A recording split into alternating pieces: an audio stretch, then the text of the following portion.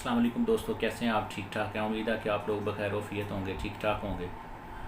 और आजकल lecture series जो आप लोगों के साथ डिस्कस कर रहा हूँ, आजकल हम गार्डियन एंड वार्ड एक्ट 1890 को जो है वो डिस्कस कर रहे हैं। आज जो स्टडी हम करेंगे सेक्शन 26 और 27 को स्टडी करेंगे। और अगर आपके पास इस वक्त मेजर एक्ट या बेयर एक्ट मौजूद है तो उसको निकाल लें, उसको पढ़ें। साथ में आपको टेक्स्ट पढ़ के मैं जो है ना वो समझाऊँगा, एक्सप्लेन भी करूँगा।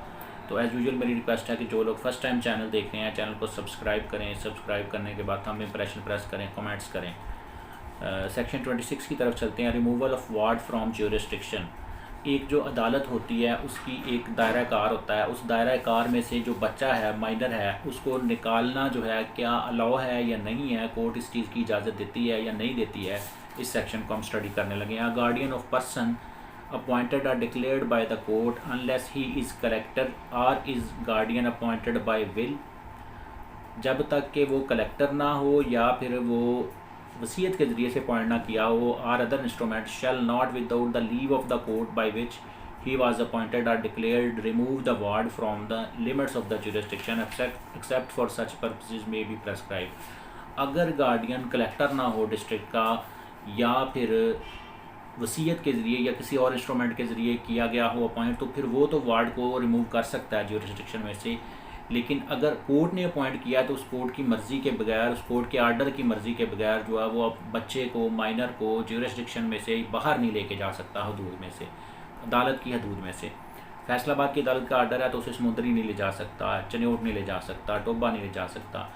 सब क्लास 2 कहती है the leave of the granted by the court under sub section 1 may be special और general and may be defined by the order granted it.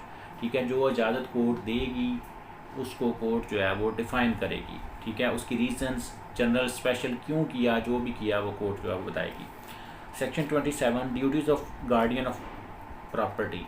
जो बंदा गार्डियन मुकर्रर होगा वो प्रॉपर्टी के हवाले से क्या क्या केयर करेगा, क्या क्या कॉशंस लेगा, क्या क्या प्रिकॉशनरी मेजर्स लेगा। A guardian of the property of the ward is bound to deal here with as carefully as a man of ordinary prudence would deal with if it were his own subject to the provisions of this chapter. He may do all the acts which are reasonable and proper for the realization, protection or the benefit of the property।